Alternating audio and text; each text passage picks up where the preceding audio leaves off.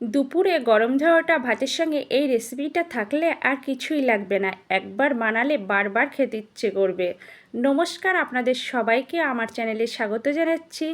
আমি আজকে আপনাদের সঙ্গে শেয়ার করব গ্রাম বাংলার অতি জনপ্রিয় একটা রেসিপি। খুব সহজে দুটো মাত্র উপকরণেই বানানো যায়। এই রেসিপিটা বানালে ভাত একটু বেশিই লাগবে। ছোট থেকে বড় সবাই পছন্দ করবে। প্রথমেই বাগান থেকে শোলা কচুর পাতা তুলে নিয়ে এসেছি, খুব ভালো করে ধুয়ে নিয়েছি।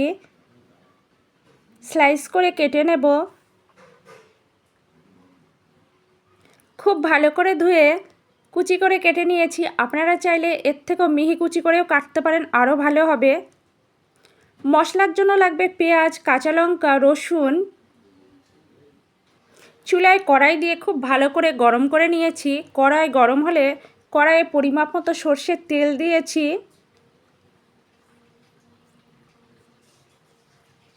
সর্ষের তেলে খুব সামান্য হলুদ দিয়েছি যাতে তেল না ছিটকোয়। সর্ষের তেল খুব ভালোভাবে গরম হলে সামান্য কালো জিরে দিয়েছি। কিছুক্ষণ নাড়াচাড়া করার পর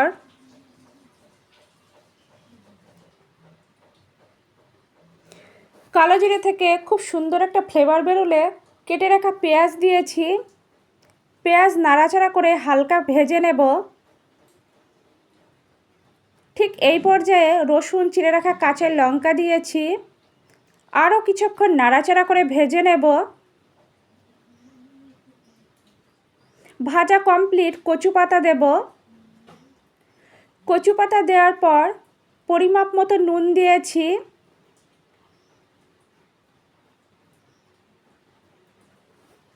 ঠিক এই পর্যায়ে নুন দিলে কচু পাতাটা একদম গলে যাবে। ঢাকা চাপা দিয়ে জাল করে কচু পাতা সিদ্ধ করে নেব। কচু পাতা খুব ভালোভাবে সিদ্ধ হয়ে গিয়েছে।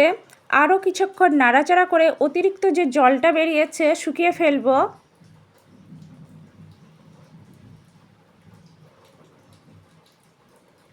অনবরত নাড়াচাড়া করতে হবে যাতে তলায় পুড়ে না যায়। আরও কিছুক্ষণ নাড়াচাড়া করে কুক করে নেব।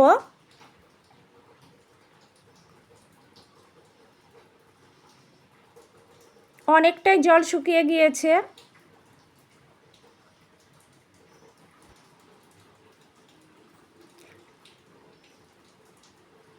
আরও কিছুক্ষণ নাড়াচাড়া করব।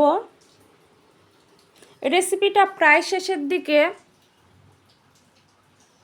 ঠিক এই পর্যায়ে সামান্য কাঁচা সর্ষের তেল দেব। কাঁচা সর্ষের তেল দেওয়ার পর আরও 1 মিনিট কুক করে নেব।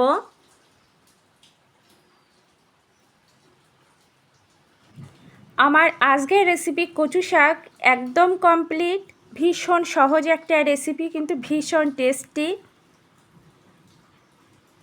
আমার আজকের রেসিপি গ্রাম বাংলার অতি জনপ্রিয় রেসিপি কচু শাক পরিবেশনের জন্য একদম রেডি। ভীষণ স্বাস্থ্যকর সুস্বাদু একটা রেসিপিটা আমি ঠিক যেভাবে দেখিয়েছি একইভাবে বানাবেন, একদম পারফেক্ট হবে। আপনারা দুপুরে গরম ধাওয়াটা ভাতের সঙ্গে পরিবেশন করবেন, একদম জমে যাবে। আমার আজকের রেসিপি আপনাদের যদি ভালো লাগে লাইক করবেন, কমেন্ট করবেন, শেয়ার করবেন, আমার চ্যানেলের পাশে থাকবেন। আর আপনাদের অনেক অনেক ধন্যবাদ ধৈর্য সহকারে এতক্ষণ ধরে আমার রেসিপিটা দেখার জন্য। আপনারা এভাবেই আমার পাশে থাকবেন, আমাকে সাপোর্ট করবেন। অন্তত একবার হলেও এই রেসিপিটা ট্রাই করবেন।